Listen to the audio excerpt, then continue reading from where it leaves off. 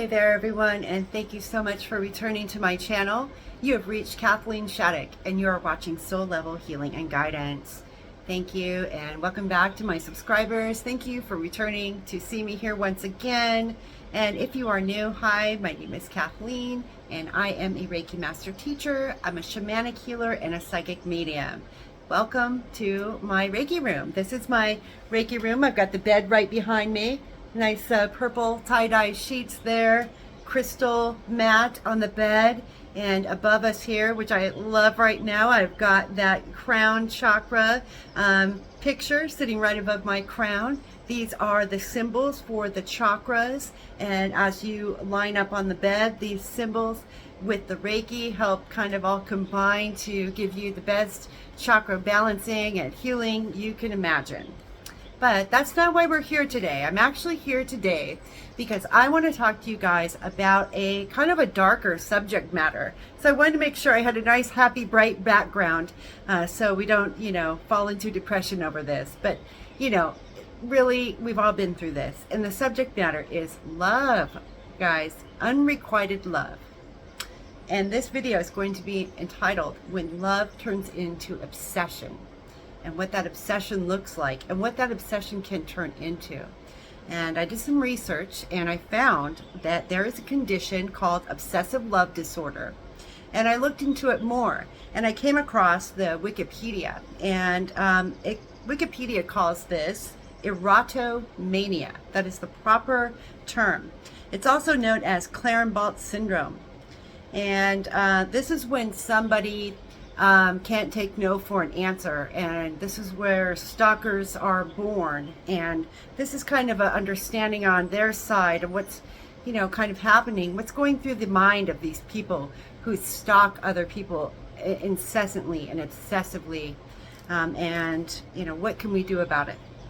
So I'm going to read this to you, this kind of definition of what this obsessive love disorder is from the clinical and Western medicine standpoint. And then I'm going to come in at the end with my take on it as a healer, as a shaman, and a spiritual person, what I see. And also through my ordained minister eyes. I'm also an ordained minister, guys. I want to show you the spiritual things that I see, my observations on when this stuff happens. So let's go ahead and find out, what is erotomania? What is this obsessive love, or also known as Clarenbalt syndrome? It says here that it is a relatively uncommon paranoid condition characterized by an individual's delusions of another person being infatuated with them. It is listed as a subtype of delusional disorder. Commonly, the onset of erotomania is sudden and the course is chronic. This disorder is most often, though not exclusively, seen in female patients who are shy, dependent, and sexually inexperienced. The object of their delusion is typically a male who is unattainable due to a high social or financial status, marriage, or lack of interest. The object of obsession may also be imaginary, deceased, or someone the patient has never met. Erotomania is more common in women, but men are more likely to exhibit the more violent and stalker-like behaviors. The core symptom of the disorder is that the individual holds an unshakable belief that another person is secretly in love with them. In some cases, the person with the condition may believe several people at once are secret admirers. All right, and denial. Denial is a strong characteristic with this disorder, as the patients do not accept the fact that their object of delusion may be married, unavailable, or just plain uninterested. The phantom lover can also be completely imaginary. So I see this as making up knowing a real person, but then making up an imaginary story about that person, about how they're like together in their fantasy and their delusion. This person who really exists this is more often how I've seen it, is that the person really does exist, but the delusion turns the person into more of an imaginary person. It's their version of that real person. And in their mind, they are together. Okay. It says erotomania has two forms, a primary and secondary form. The secondary form is found along with other mental health disorders like schizophrenia and bipolar disorder, particularly bipolar 1.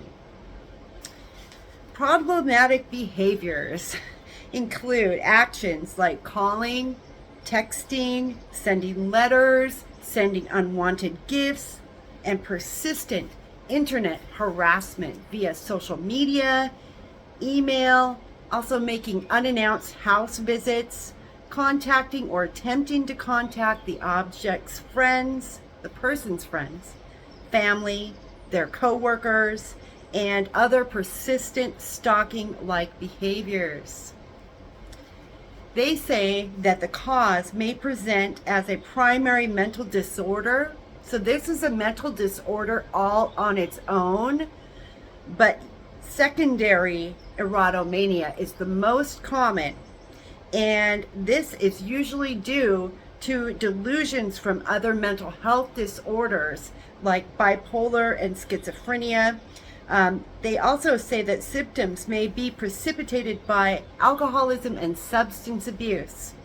So if you have somebody that's got untreated bipolar, untreated schizophrenia, and they're also abusing substances, and they, fall in love with somebody who doesn't love them back, that's kind of the scenario that sets up for all of this, for this erotomania to occur.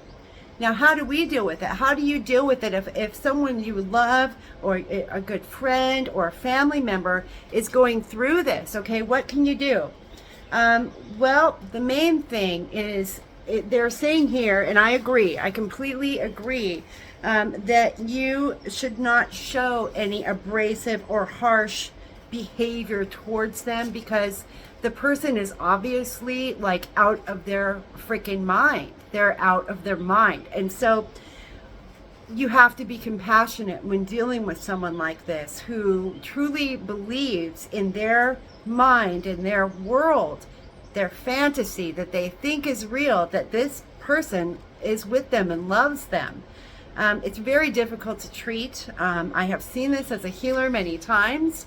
Now I want to show you some of my thoughts on this. This is something I just wrote up, and I'd like to read that to you now about this. Through my career as a healer, I am seeing more and more of this behavior, and to be honest, it is quite disturbing.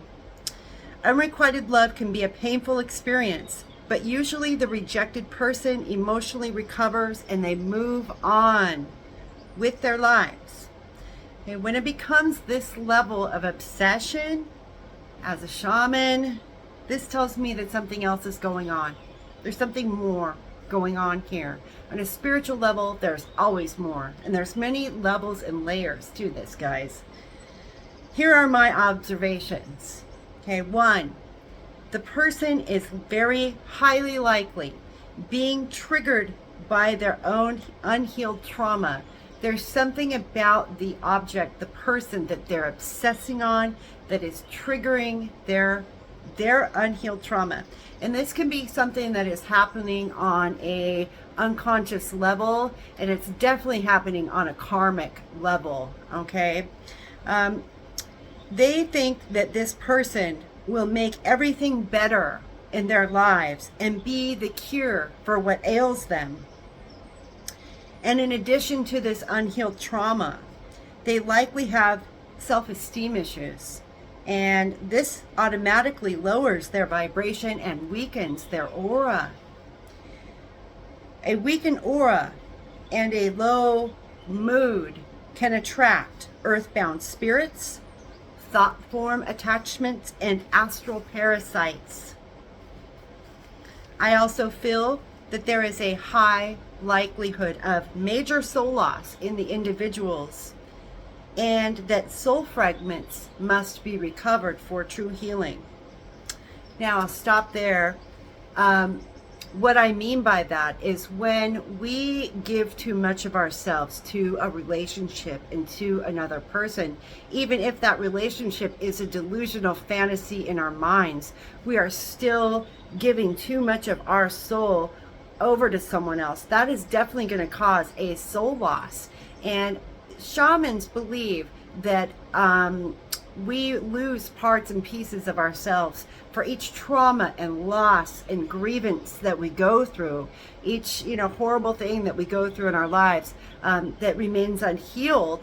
We lose it, and we don't get it back unless we call that soul fragment back or heal that wound within us, and then that piece of us will come back and become whole again.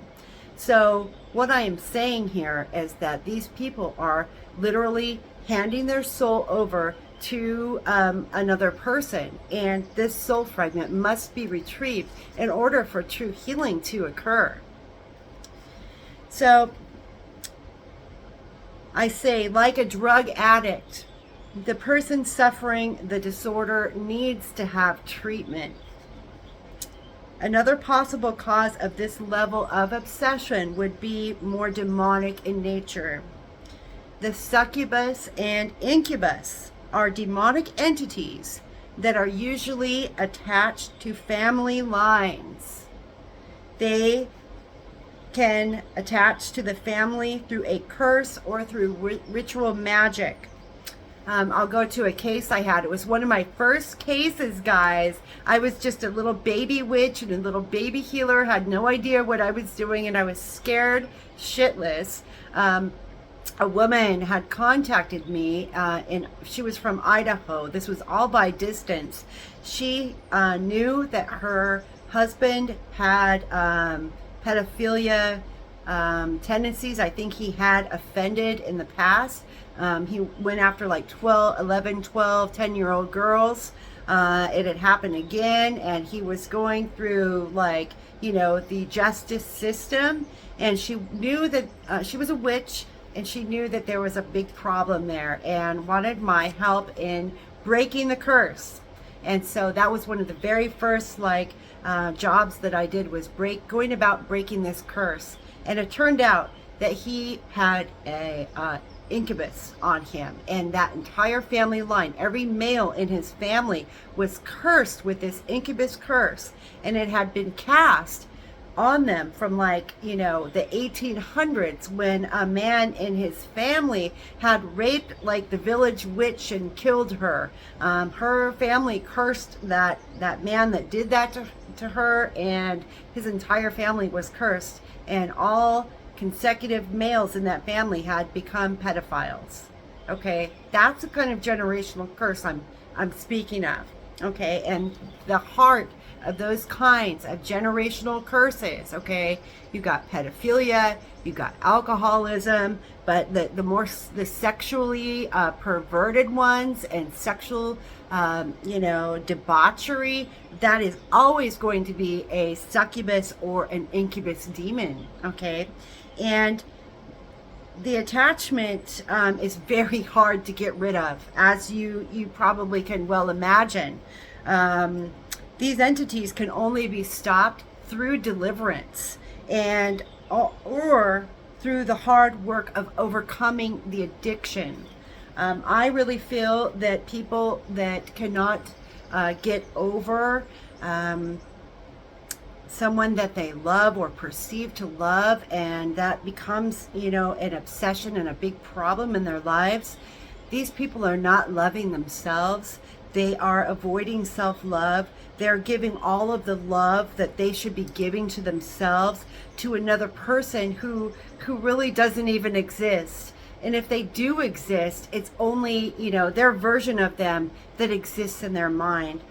This is extremely unhealthy, extremely difficult to treat. But if you know someone going through this, or you are at the other end of it and you've got somebody that won't listen when you say no, we need to know when we've gotten out of control. We all need to come to a point and realize where, if something keeps happening, then something's going to need to be done. And the most important thing that we can do is have compassion for these people, know that they have a mental illness. It doesn't excuse their behavior, but it helps you view it through a different lens, that this person is sick and needs help. And while we won't let them, disrupt our lives, we will put out barriers and put out things to, kind of control the behavior, whether that's, going and filing a restraining order, putting up, surveillance, things like that, as deterrence. That's the word I'm looking for. We can put up deterrence. But you should never directly confront someone who is living in a fantasy world. There could be disastrous consequences because they're so wrapped up in their delusion that they can't tell the difference between fantasy and reality when it comes to this object of desire.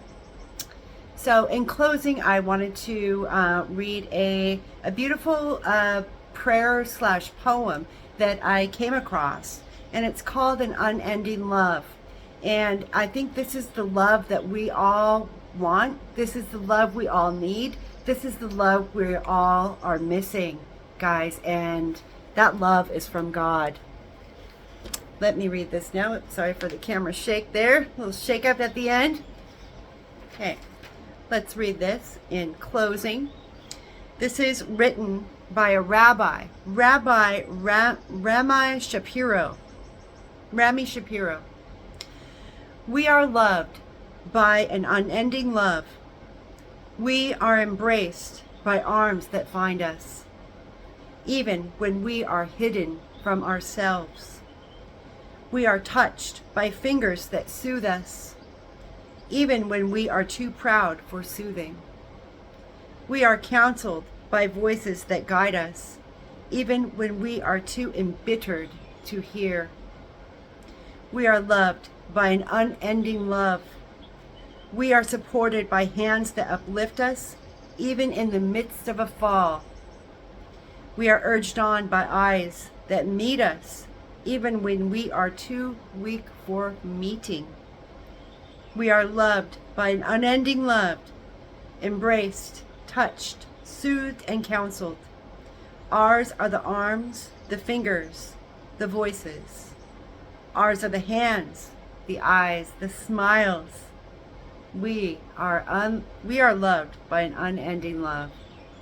And of course, that love that he is speaking about is the love of God. And that is the ultimate separation. And that is what we came here to feel on earth, guys. We came here to feel the most extreme depths of separation that you could possibly imagine. To be so far away from the light that you can't even see it anymore. And so if the light has faded in your life and you're struggling with a situation like this, don't hesitate to reach out. I offer, anonymity. I offer a place of counsel, place of healing, a place of understanding yourself, understanding others through the spiritual and metaphysical arts. So I'll leave all my information in the description box below. And I thank you so much for watching this video. I'll be back with another one very soon. Please take good care until then. Bye, guys.